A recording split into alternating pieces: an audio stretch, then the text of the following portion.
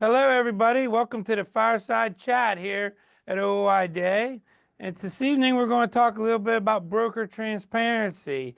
As some of y'all might recall, like 4.5 years, I guess almost 5 years ago now, OOIDA petitioned FMCSA on a ruling for broker transparency.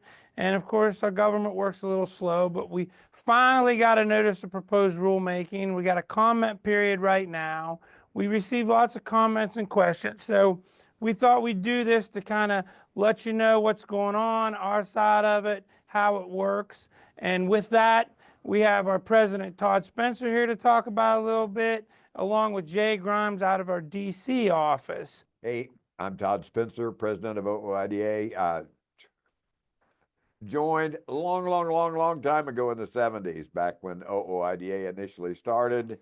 And, one of the earliest goals of this organization was to provide a mechanism that truckers could share their views in every forum where their issues were going to be considered, so they had input on everything. This is an important issue. We've been aspiring to do that in a better and better way for all of these years. We can do our part. We need you to do your part, and that means share your perspective. You all are the experts in this industry as professional truckers, and your perspective does matter. We want to help you make sure that it gets presented in a manner and in a way that it can be productive for all of us.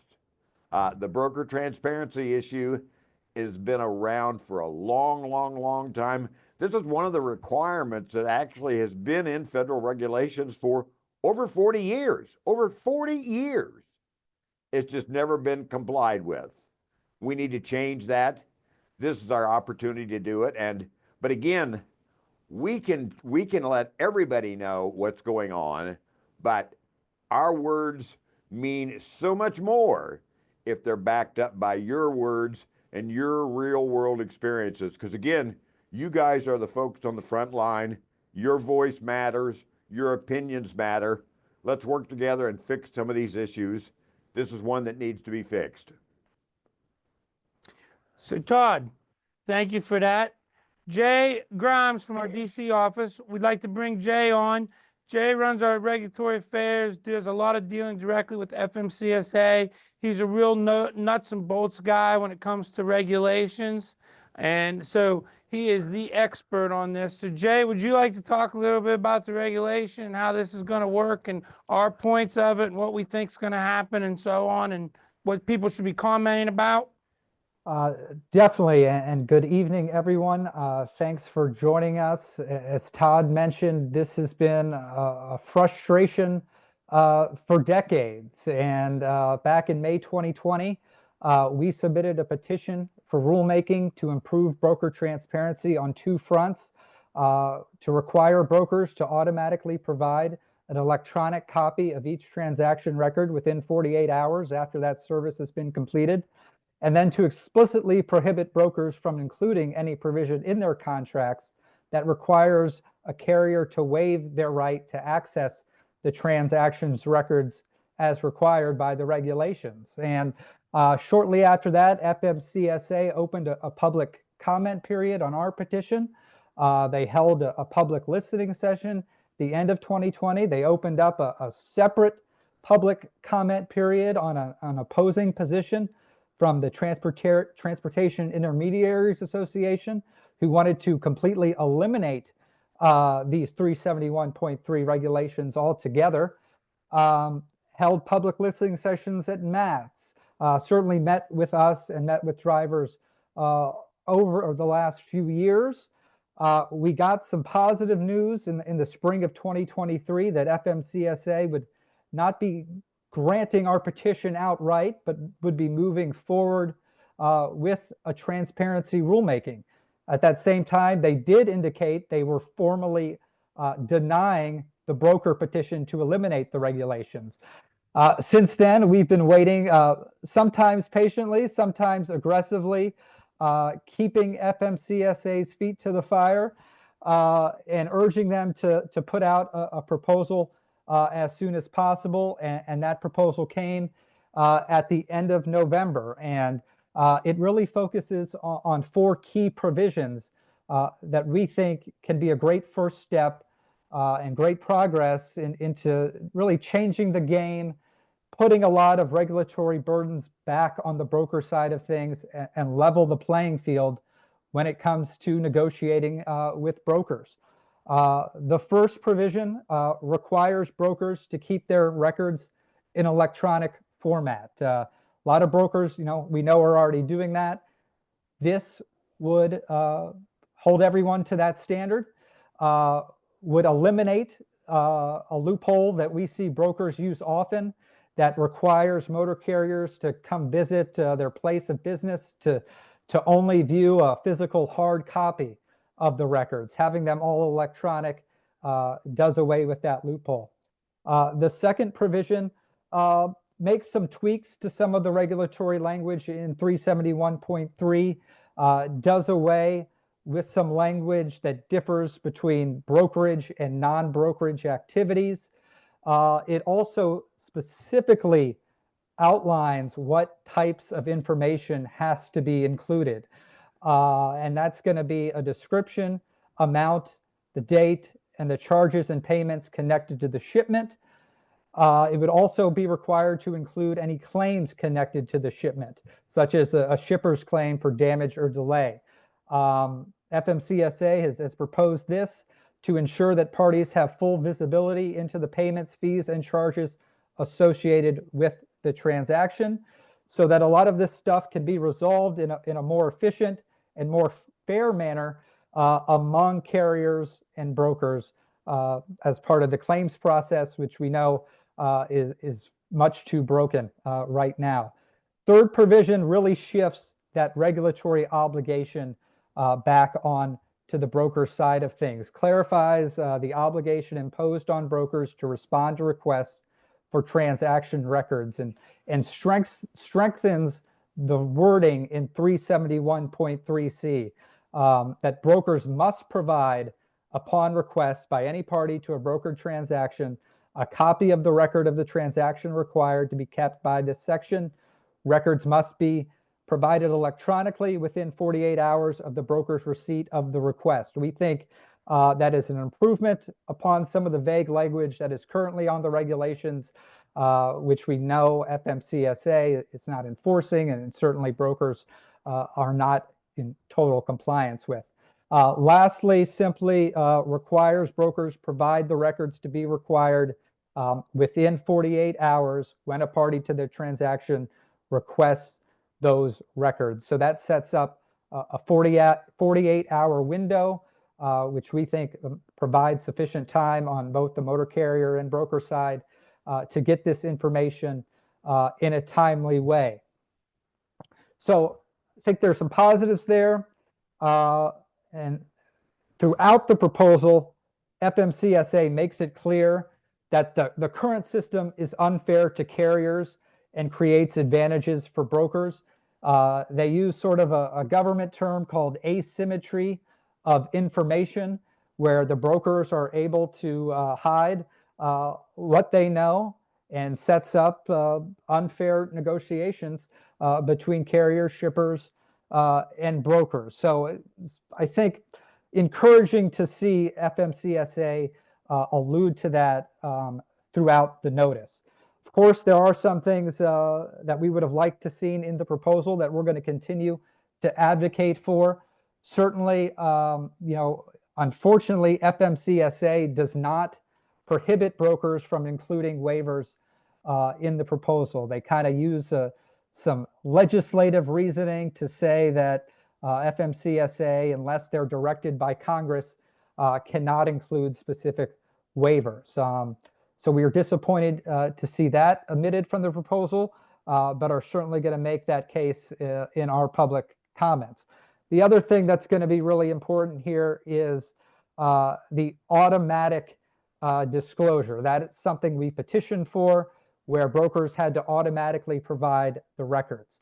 They didn't quite go that far in terms of automatic disclosures, just to anyone who requests that. We think that might that can be improved, that the automatic disclosures would create much more equality for every motor carrier who wants to see these transactions records.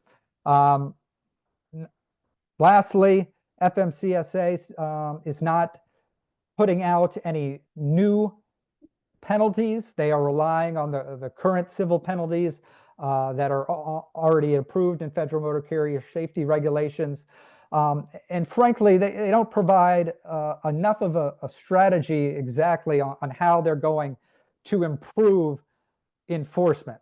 And we've got a couple ideas that we're going to throw out there in our comments, because that's really going to be the key if and when this rulemaking is finalized, is that it designs, it hits what it's intended to cover here. And we think we've got the intent laid out pretty well in the notice of proposed rulemaking, but obviously we want to see that come to fruition in a final rulemaking and once the compliance date is set. So we are at a critical time right now. The public comment period is open through January 21st. A couple more weeks left. There have already been over 2,000 comments submitted, which is a great sign and really shows that this is a key issue. And considering the timing that we're in now, we've got a new Congress that started last week here in Washington. Certainly, President Trump will be sworn into office on January 20th, and we're going to have new leadership over at DOT and FMCSA. And if you remember, when we filed our petition, President Trump was out there meeting with drivers in front of the White House, backing drivers, supporting the cause. And we have had some conversations with the Trump team already, reminding them of that. And we want to make sure that broker transparency remains a top priority for them as they take over here at the White House and DOT. So the more comments they see are on this, I think that improves our chances. So it's going to be a critical last 2 weeks to file some comments. Every voice counts, every comment counts. Speaking to your experiences with broker transparency, how it would help your operation, how it could help your business are going to be important factors as FMCSA begins to review the comments here after January 21st. Yeah, and commenting is so very important. We can't stress that enough. We've had I've talked to some members, we've had members message in that FMCSA isn't going to listen, what's it matter? They don't care about us, all they care about the brokers. Well, if they didn't care about us and all they cared about the brokers, they would have just thrown this rule out. We wouldn't even be to this point. I mean, FMC and the TIA did petition to have this rule completely removed, and they threw that out. So they are listening, and they do need comments. I think we can look at speed limiters to see how important comments are. The reason speed limiters, really nothing's happened on it, in our opinion, and I think it's true, is that there was almost 16,000 comments and pretty much all against. So nobody really wanted to touch that. So the more comments that we can get in on this, the better chances are to get a favorable answer to it, to maybe get some of the stuff in there like the enforcement and the penalties like Jay talked about. But, it's really easy, truckers. You're the experts, the men and women behind the wheel. You're the folks who deal with these things and have to deal with these brokers. So when you file these comments, tell about yourself. Tell about what's happened, how it affects you, or whatever, because that's what they really need to see and hear. And it's really easy to comment. OOIDA, we've tried to make it as easy as possible for you. Just go to fightingfortruckers.com. It's our website. It talks about all of our government affairs and what we're working on in Washington. But there's a place on there that talks about broker transparency. It's right on the homepage. You can click on that. There's a blank form there because we don't want to send form letters. We want you to send your experience, how this affects you and your business. Fill it out, send it in, and it'll go on the record. There's, I think, around 2,000 comments have been filed so far. It'd be great to have 16, 20, 30, 40, 50,000 comments if we could get them. That would be wonderful. But it's Fighting for Truckers. As Jay said, you have till January 21st. And this would be a great thing. And moving on, Todd, the one thing we hear a lot, and I'm going to ask you, and before we go to the questions, is, you know, don't touch this. We want free market. Why you want to create a new rule? Why is OOIDA creating a new regulation? That's not really true, is it? That's not a new rule at all. Again, this has been on the books for over 40 years, over 40 years now. And it's not, I mean, this is not some kind of big penalty thing. It's a rule that brokers basically have learned to actually to take advantage of for their own benefit. The disclosure, the transparency issue is all about efficiently, effectively, and fairly reconciling issues that may come up between brokers, truckers, or shippers. What happens when you have a claim? What happens when there's any kind of a bump in the road, any kind of a hiccup, detention, all of these things? If you can hide all of that information, then you can take advantage of that and abuse other parties to the transaction. And that's not how these systems were ever set up.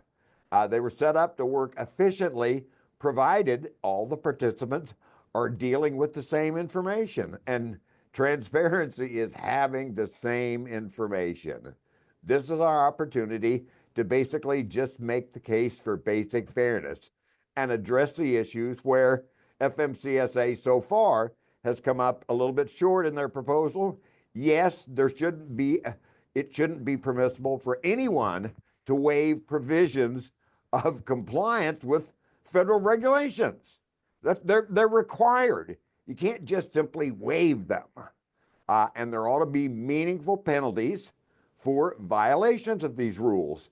Again, enforcement has to have some kind of a hammer. And if you're in this business, and I don't care what you do in trucking, if your business is not in compliance with the regulations, then you need to find another business to be in. And, you know, you bring up a good point. If problems occur, it's not if, they do occur. And, you know, we see this a lot here. There's lots of good brokers out there, and there's lots of brokers out there that are professional and do the right thing. But there's also a lot that are kind of unscrupulous. We see chargebacks come in here lots of times. A trucker will deliver a load, get a clean bill of lading, everything's fine for a week, 2 weeks, a month, and then all of a sudden this broker reaches out, and maybe it's somebody who's doing business with all the time, and it says, hey, there was a claim on this load a month or so ago, and we see no proof. They don't show any proof. They just say you owe us X amount of dollars for this claim. And when you ask for explanation of why for the claim or whatever, they pull up their broker carrier agreement that you signed and said, you've waived your right, that we don't have to show you this to 371.3. You owe us this amount of money, and all the other money through cross-collateralization that you owe us, we're holding on to that money, and we're not going to pay you anything until you make this right. And that's one of the things that this gets at.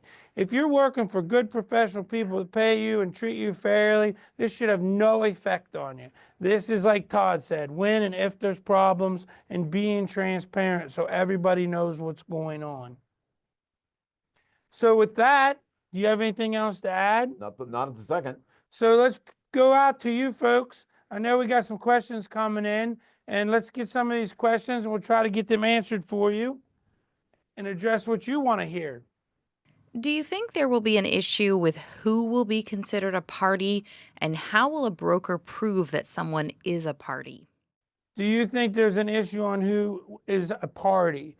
And do you think the broker is going to try to play with who's a party, or try to use that to say you're not a party of the transaction? Well, my personal opinion, and Todd and Jay feel free to answer as well, that it's pretty cut and dry who all the parties of the transaction. It would be with anyone who's a part of that shipment. It would be the shipper, the receiver, the broker, and the motor carrier would be the party. Yep. Would you agree? I agree. Jay, do you have anything to add to that? Yeah, I think that's on point, and FMCSA makes that clear in the proposal. Should transparency include the shipper validating it? For example, I heard military loads have the shipper rate on the actual shipper paperwork that is given to the driver with the BOL. They asked if they feel that the shipper should have to validate this paperwork, and they've heard that on Department of Defense shipments that the rate is on the bill of lading and is on there when you pick up the load.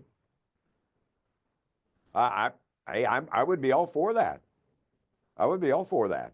I think the only problem with that would be is technically FMCSA has no oversight over shippers. So for them to validate that, I don't know if that would be possible for them to enforce that. Jay, what do you think? Yeah, I'm not sure on that end. And then the military loads also bring in a different jurisdiction as well, potentially. But still a good question and a great thought. Do you think brokers will be held accountable to retroactively go back and pay the carrier the proper rate as they did after deregulation?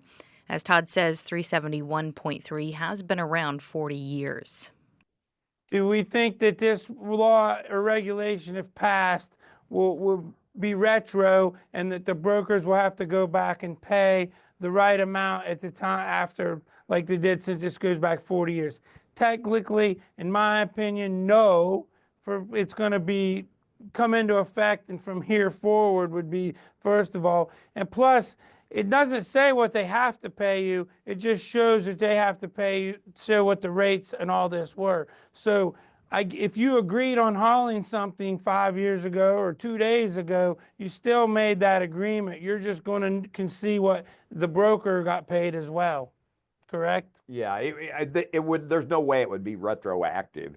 It would be effective with the date that the rulemaking goes into effect. Why can't the broker add the broker cost to the rate confirmations? That way the driver can negotiate better. Why can't the broker add the rate to the rate the full rate, so that the driver has more power of negotiation? Well, then that kind of becomes not so much free market. If you have to tell them everything you're getting in the beginning, there's no negotiation at all. I guess it'd be like buying a car and they tell you, the dealer tells you, it has to tell you exactly what they really paid for that car, and we're getting a free market. And I don't think that anybody's going to make that a rule or regulation. This is just a regulation. It's on the book that says all parties of a transaction have access to all records of that transaction. See, you're still going to negotiate every load that you haul. You're going to make the best deal you can. That's not going to change anyway. The only thing that's going to, and it doesn't mean that the broker or whoever you're talking to has to be truthful about any of the money that they're talking about. But once the record of the transaction becomes available, well, then you'll figure out real quick, did I get a decent deal or not? Or did this guy take advantage of me? And again, things will sort themselves out pretty fast, and truckers will figure out pretty quick who are the good guys, who they want to deal with, and those people will create relationships that will be ongoing, not just one here and one here and one here and one here, ongoing consistent relationships which works in everyone's best interest. Would a factoring company be a party to the transaction? Would a factoring company be party of the transaction? Well, that's a good point, good question, and I guess I don't know. I guess I'm not sure. They're part of the transaction, but they're just the billing part, so I don't know if they would be or not. What's your opinion, Todd? I'm going to say I don't know for sure either. Jay, do you have an opinion on that? You know, factoring companies are not really brought up in the proposal. So that might need more clarification in a final rule. I would kind of lean that the factoring portion is going to be separate from this. Is there a commercial place to rate experiences with brokers like brokers have with carriers like Highway and Carrier 411? Is there a place for carriers to rate brokers like brokers have for carriers, such as Carrier 411 and folks in Highway and stuff like that? Well, there's supposed to be some coming. And even some of the ones we don't like Carrier 411, supposedly says they're coming with some sort of. We at OOIDA would love to see something like that. And And like I said, there's some that say they're bringing them. We'll wait and see. A lot of this stuff, because we've tried some of this stuff here at OOIDA in the past with rating carriers and rating folks, and the problem's been truck drivers are busy making money, making a living. They don't have a lot of time to get on apps and do ratings and stuff for folks. And that's where this sometimes we have a shortfall, is we don't get enough information. That was the problems that we've seen in the past. Now, with that being said, with electronics and smartphones and all these things we have in today's age, it would be easier. But like I said, at this point, there's nothing out there really good out there yet, but supposedly some folks are working on that. Can you provide a clear explanation of how this proposal also helps the shipper and not just the carrier? Can you give a clear explanation on how this helps the shipper and not just the carrier, correct? Thank you. Todd, would you like to take that? Probably the simplest way that it helps all parties is that shippers have an interest in getting their goods moved from point A to point B. They don't make their sale until product gets delivered. And they're interested in a smooth, they're not interested in overpaying, but they are interested in having good, reliable delivery. And this proposal will foster more of these good, solid relationships that will end up providing better services to the shippers. And I think it'll also show that the shipper, whether the person who's hauling the good, the person who's really responsible for their freight, is getting their due just and due pay for what they should be getting. Do you think a broker transparency regulation could or would curb the amount of revenue that a broker takes off the top? Do we think a broker transparency could or would curb the amount of money that a broker takes off the top? I'd say there's probably a fair chance of that. But, you know, I remind folks, again, there's lots of bad brokers out there, but there are brokers out there who do the right things. There's times that I'm sure brokers take a loss at times. Probably not a lot, but there's times they bid contracts. This way you'll know. I mean, I think what the whole driving force here will be is if truckers actively ask for this information, they're going to start working for brokers who treat them fairly and treat them correctly. And brokers need truckers. Just like truckers need the brokers really need the truckers. So it's going to get to where they're going to have to be competitive and treat truckers right, or they're just not going to have any trucks. And if they don't have any trucks, they're not going to get their products hauled for their shippers, and they won't have any shippers, so they probably won't be around long. That's my opinion. Well, hey, look, we're involved in this particular niche of trucking. It's very much supply and demand. And if there are plenty of trucks, a broker's still going to have an opportunity to goon the trucker. He still have the opportunity is there, but once the transparency provision comes through, then you won't have a chance. If the trucker is smart, you won't have a chance to goon him big again. And again, I think things will sort themselves out pretty fast. And what we'll end up seeing is a more efficient, fairer industry, and we'll be able to establish relationships that basically we can count on all the time. Yeah, it's going to act as another check on unscrupulous brokers who are, if they are acting egregiously in taking money and gooning them. Are broker carrier agreements legal when the carrier has to sign away their rights? Are broker carrier agreements legal when the carrier has to sign away their rights? Well, that's sort of what prompted us to do this in the first place, because brokers make you sign away your rights. And you sign away your right to 371.3 in a lot of these broker carrier agreements. And as Todd said earlier, we don't think that that's right or even legal. So that's kind of what prompted some of this. Absolutely. In the first place. And look, it's been in the regulations for a long time. If the broker doesn't want to comply with the regulations, well, again, they need to be another line of work, need to be another line of business. After this rule is in place, if a broker still has a waiver in their agreement, can the carrier and shipper just ignore it, knowing it will not be enforced? After the rule's in place, can the broker or the shipper just ignore it, knowing that it's not going to be enforced. Well, that's part of the reason we're asking for some more clear enforcement in our comments, and I urge everyone out there to ask for that as well in your comments. We do think there's some other language in there, and I think Jay can touch upon that. I apologize, that kind of opens the door, if people do start ignoring it, that you may be able to take some legal action. And Jay, what was that we were talking about in our meeting about the language that kind of maybe will stop them from ignoring this? Yeah, this is the 371.3 C provision number 3 that really transfers the regulatory obligation to the broker side that they must provide upon request by any party to the broker transaction a copy of the record of the to be required by this section. So I think it sets up an instance where a broker is still including these waivers, that there's going to be a lot more regulatory teeth for any challenge that may come to that if a carrier wants to bring that up.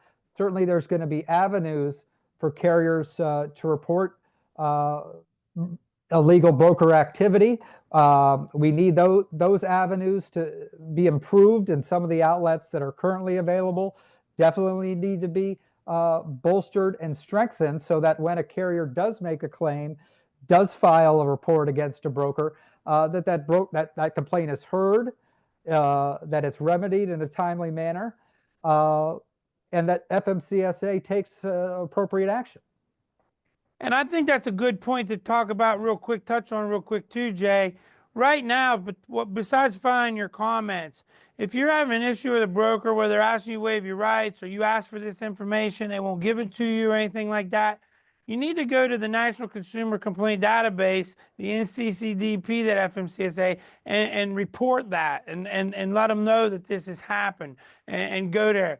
You know, we know that the NCCDP, National Consumer Complaint Database, doesn't really sound like a trucking thing, but it is. And the more reports of brokers not doing the right thing to that, especially while this rulemaking, that will be helpful too. And hey, if you do it or you have questions about, reach out to us at OOIDA, or at least reach out to us and let us know you did it. Call our compliance department, because we love to keep track of these. When we're in DC, there's nothing I like the better to say, I know these complaints have been filed to y'all, what are you doing with them? And why aren't you doing anything with them, or whatever? So hold their feet to the fire. So do that as well in the meantime, while we're filing our comments. How will load boards like DAT and Truck Stop implement these proposed updated transparency rules? And does OOIDA have a preferred load board? How will Truck Stop and DAT and load boards update their load board to fit with this regulation? And then the second question was, does OOIDA have a favorite load board? Well, really, I don't think load boards will really have to do probably a lot, in my opinion, because again, they'll put the load out there. It'll be up to you to negotiate the load. And this whole broker transparency thing pretty much comes in after you've taken the load and delivered the load, because you're not really a party of the transaction till you've actually done something to be part of the transaction. So I don't really see it having much effect to load boards. Now, maybe they'll put a place where you can file a complaint or something if brokers aren't following up with the transparency. Maybe some will, maybe some will. I know that some of the load boards, like Truck Stop, they have a little rating system in there you can kind of use for brokers and look at. And as far as the second question, our favorite one is Truck Stop. We have a relationship. We've developed a relationship with Truck Stop where they offer our new members that participate on their programs with a discount. But the reason that we have developed the program with Truck Stop is because of those services that are out there. We believe they are the one that is most serious about addressing broker fraud and doing everything reasonable to make sure that truckers don't get taken advantage of. And one of the things that we've prided ourselves on is trying to identify the good guys from the bad guys, the folks that will treat you guys the best that we can. And right now, Truck Stop has a relationship with us. And who will police information provided by the brokers? Who will police the information provided by brokers? Well, it would probably end up coming back up on FMCSA. If you think that they're falsifying records or giving you false records, then it would have to go to there, I would think, or maybe even to court with a lawyer. Well, you know, one of the reasons for the transparency requirement is that these things would be self-policing, in that folks would all have the same information, or should have the same information, and that information should be accurate. And again, if the shipper, the broker, the trucker are all supposed to have the same information, well, then there would be no reason, then everybody's information would match. And if it didn't, then you'd know something fraudulent, something funny was going to go on. Jay, do you have any follow-up on that or any opinion on that? Yeah, I would just echo the self-policing aspect. A big reason why FMCSA put out this proposal is they kind of know the claims process, the transparency process is broken, but that these provisions would ensure more visibility into the payments, fees, and charges, so that carriers and brokers and shippers can come to settlements among themselves without resorting to litigation and court proceedings, which, as we've seen, that adds up. It takes time, and often the case, carriers end up with only a fraction of what they're owed. Why has it taken so long for transparency to take place, along with putting accountability mechanisms in place to prevent dishonesty and fraud? Why has it taken so long for transparency to take place and to get accountability and to fight back against fraud? Well, as we know, the wheels of the government don't move too fast, first and foremost. And a lot of times when it comes to trying to get issues brought to the forefront or brought up, it's all about timing and the right timing. And, you know, I guess in 4 years ago, or almost 5 years ago now, in 2020, when COVID happened and everything went to the tank and the president come out, was talking to truckers, that's really when we first had the big push to go after this and really get it and have a sounding board and for folks to listen. So that's when we filed our petition. And then, as Jay said, we kind of held FMCSA's feet to the fire, because then after that, everything got really, really good and truckers were making a lot of money, and we didn't hear a lot of complaints for a while about brokers.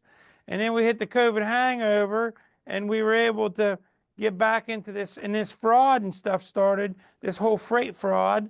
So we were able to kind of bring that up along with this, and this is more reason FMCSA should do something about this.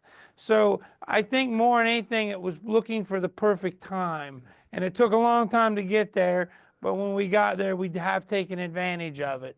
We're there now, and again, this is our opportunity to stress what's important, what needs to change, and why it needs to change. Because again, we're not asking for new regulations.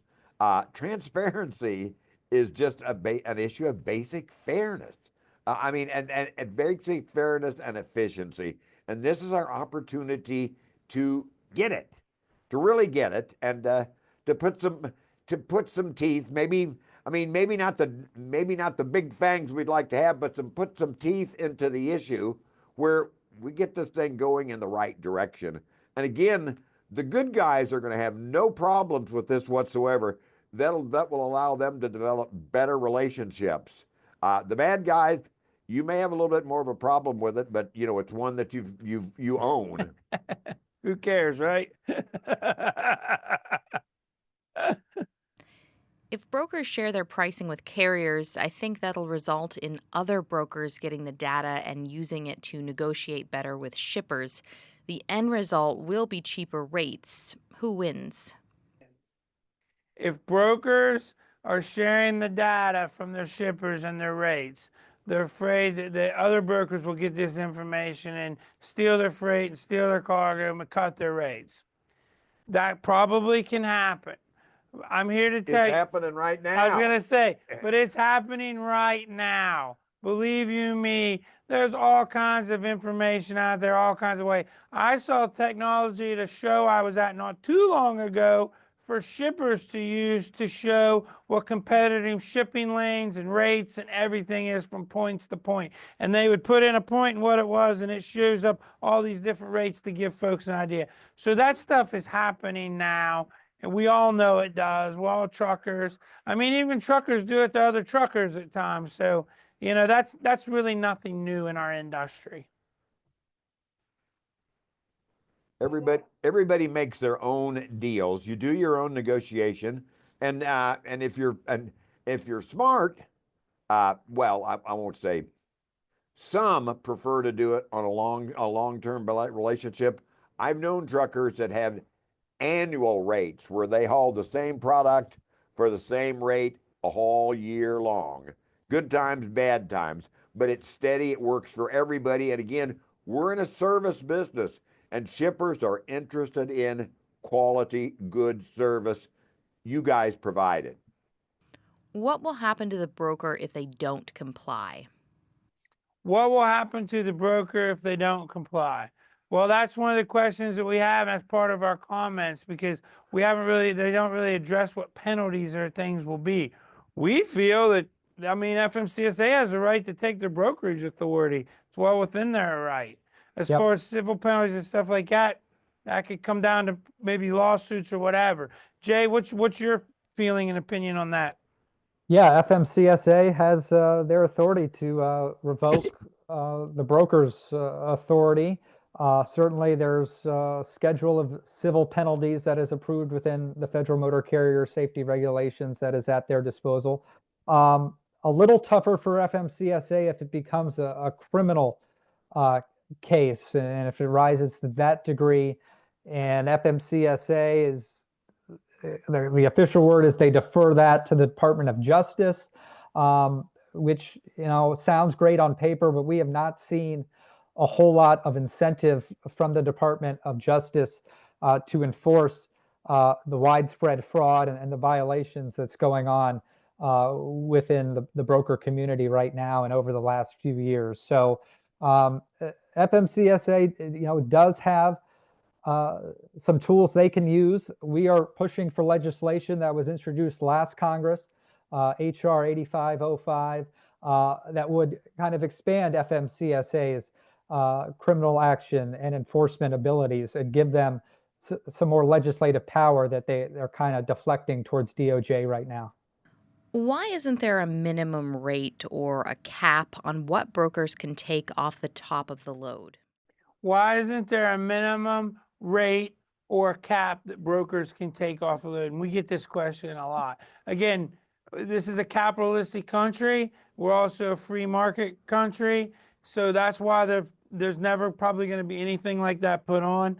No lawmaker. And I mean, that goes kind of what we hear a lot of truckers, it's on the other side of this, that say, oh, we don't want this, we want free market. And you're affecting free market, which broker transparency doesn't. But if you start putting caps or rates or stuff like that on, then you do start affecting free markets and tariffs. And of course, we did away with all that in, what, 1979 or 80? 80, Motor Carrier Act. Motor Carrier. Well, not totally. The Motor Carrier Act basically is what opened up the industry for new entrants to get into business. The ICC still existed, and they had some discretion on how rates would be handled. However, most of the new commissioners that were appointed to the ICC were basically believers in doing away with it all, and they did as quickly as they could. So again, what you're talking about when you're talking about caps and rates, you're talking about economic regulation, and there's going to be no appetite in Congress to go there. Why isn't an agency other than FMCSA over brokers? Housing brokers and trade brokers have real laws they have to follow. Why not freight brokers? Why is a safety organization over them? Why is FMCSA over brokers and not someone else? Why is the safety arm of trucking over the brokers? Well, brokers have to get authority, of course, and they have to go through FMCSA to get their brokerage authority, just like motor carriers and rules and regulations. FMCSA is the arm of DOT that oversees all things trucking, so there's really nobody else really to house them in. I guess is the simplest answer. The evolution of trucking was Interstate Commerce Commission that, again, was done away with. ICC did the economic side of that. And, just kind of for the history of regulation and transportation, this all came about as a mechanism to provide good, fair service to shippers, to consumers. That these were agencies that were designed to do exactly that. And of course, the regulators that were empowered then, whether you're talking about railroads or any other mode of transportation, they recognized that for industries to be able to provide these services, they needed to make some money. So there was an economic component in their approach to regulation. Now, when FMCSA took over trucking regulation, all of that stuff went away for us. And the thought being there were enough players that the market would balance itself out. And, and I'm not saying that isn't going to happen, but things like the lack of transparency that have existed here, that's one of the things that sort of short circuits or undercuts the whole system. That's why this is an issue that needs to be remedied. Jay, you're the regulatory guru. What's your opinion of that? Yeah, I would just add to that, historically, I'm not sure that FMCSA has viewed broker reform as a safety priority. But I think if anyone's been paying attention over the last few years, the hundreds of millions of dollars that broker and freight fraud is costing the industry is pushing a lot of small businesses, a lot of safe and experienced drivers off the road, and that's going to have a negative impact on safety. So this is, I think, a clear safety issue when it comes to broker transparency and being able to have a fair way to negotiate rates and have the transaction information that is required at your fingertips. FMCSA is the agency that basically authorizes these brokers to go into business. It gives them their blessing.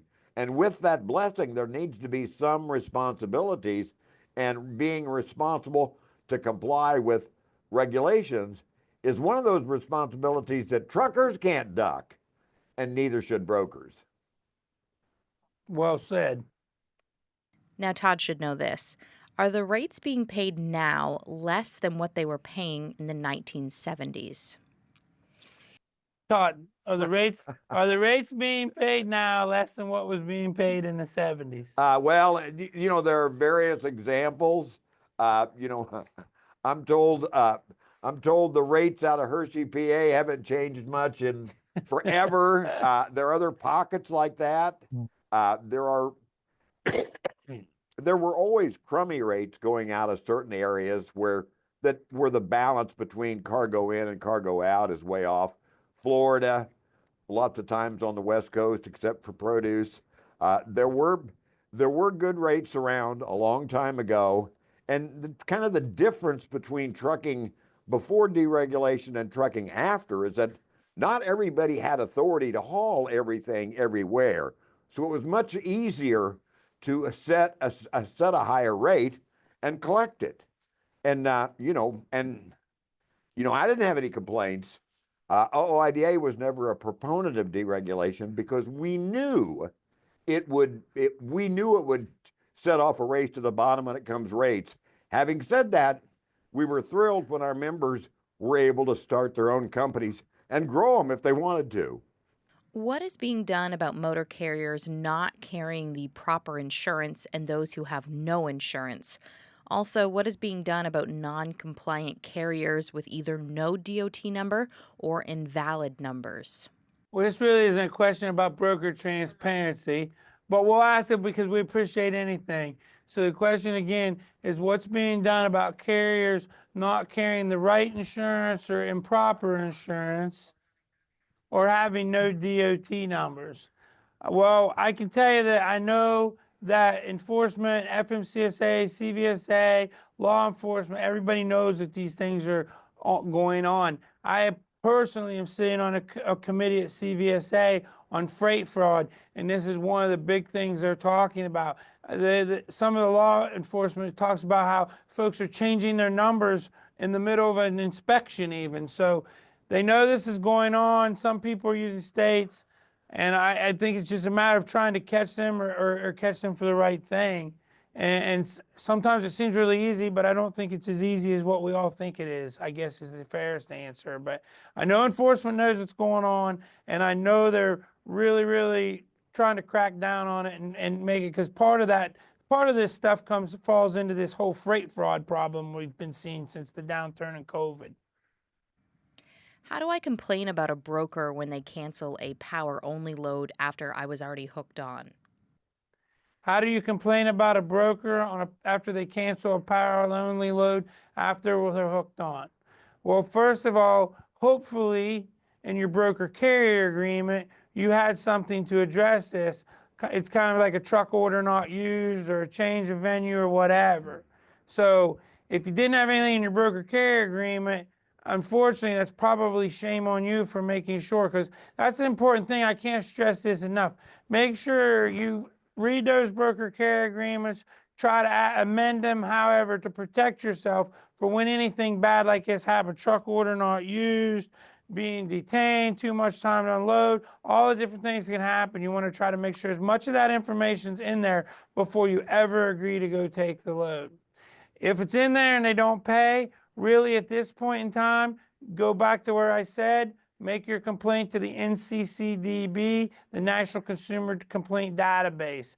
Anytime there's a problem or issue like this and you're treated unfairly or not correctly, you should be going there and filing those comments. And again, I ask you, if you do, to call into our compliance department here at OOIDA and tell them that you filed it or whatever. I'd love to see what you filed too, because again, it makes it a lot easier for myself and Jay and DC when we're at FMCSA, when there's complaints in there, and we can know that they're in there and can call them out on them.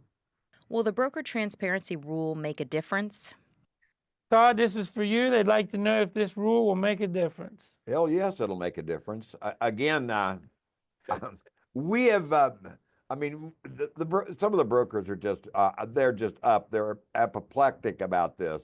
And, you know, and look, once this goes into effect, we've got a little time with it.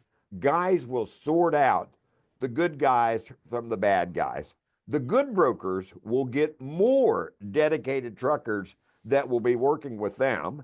And those that don't, you know, truckers will figure out pretty quick who they don't want to do business with. And again, there are no losers there. Everybody's a winner. Couldn't say it better right there. Hell yes, it'll make a difference.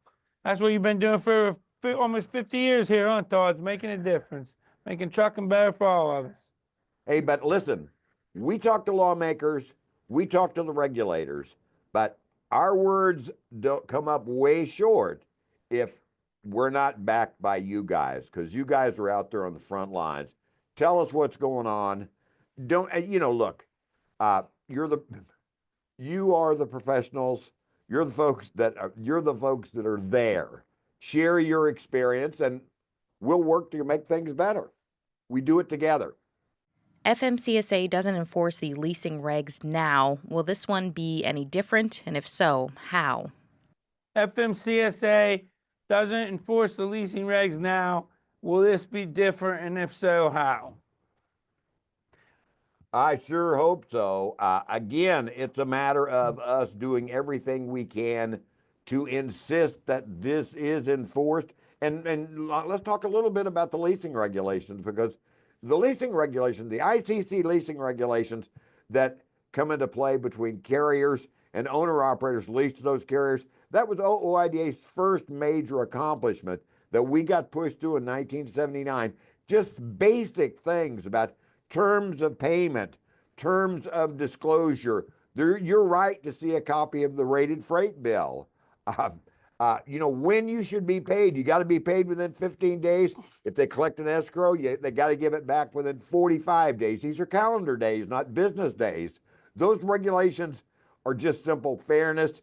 They didn't happen out of the goodness of carriers' hearts. They happened because we were able to get them on the books. But you guys have to insist that carriers comply with these regulations. Because if you will allow yourself to be taken advantage of, then folks are going to take advantage of you. Hey, don't let that happen. Come on, don't let that happen. This is our opportunity. Let's pursue it. And I'd say that there's always going to be carriers out there that aren't doing the right thing, but there's a lot of carriers, not only thanks to OOIDA getting the regulation passed, but also by suing a few carriers to make sure to do the right thing. So it got a lot more carriers to get on board. So Todd makes a very good point. Don't let yourself be taken advantage of. If a motor carrier you're leased to isn't doing the right thing, then maybe you need to find a new motor carrier. Would transparency eliminate double brokering? Will transparency eliminate double brokering? Well, and you got to be sure that we're talking about the right thing, because a lot of folks get confused with double brokering. Just because two different brokers have a load doesn't necessarily mean it was illegal or it was double brokered. Technically, what double brokering is the broker, so everybody's clear, is a broker gives a load to someone who and someone else brokers it who doesn't have brokering authority. That's technically what double brokering is. So you got to make sure we're talking about the right thing.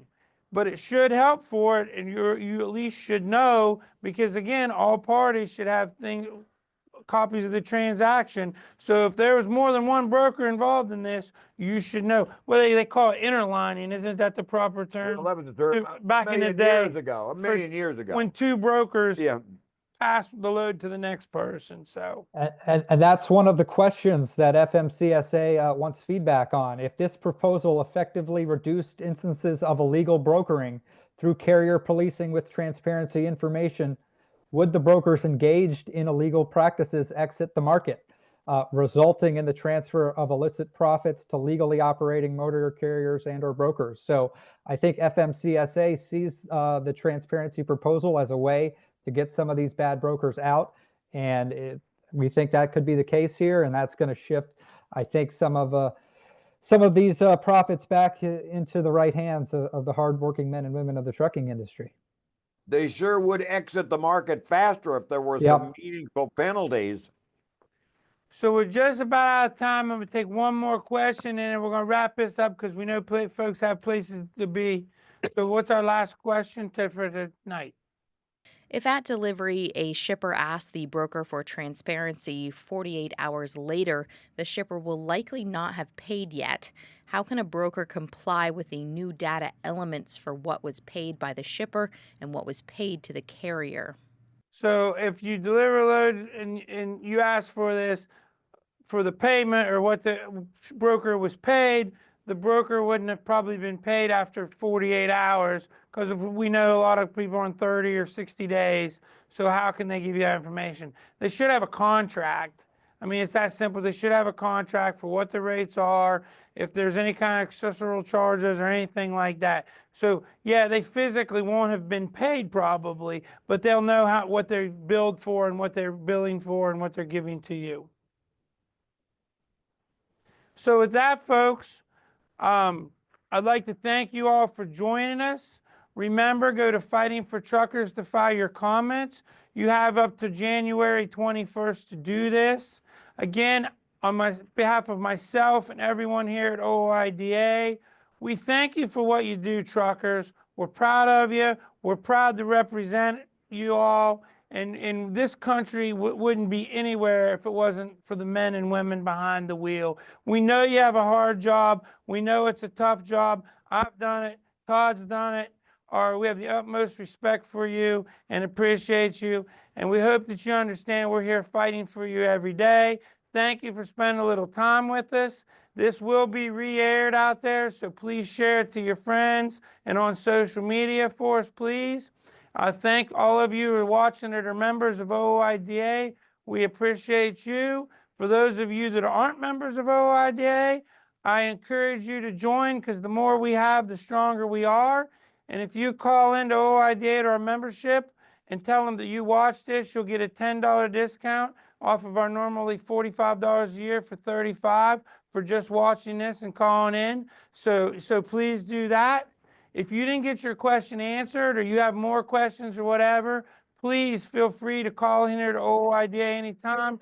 Ask for our compliance department, and they'll be more than happy to answer your questions or get with you.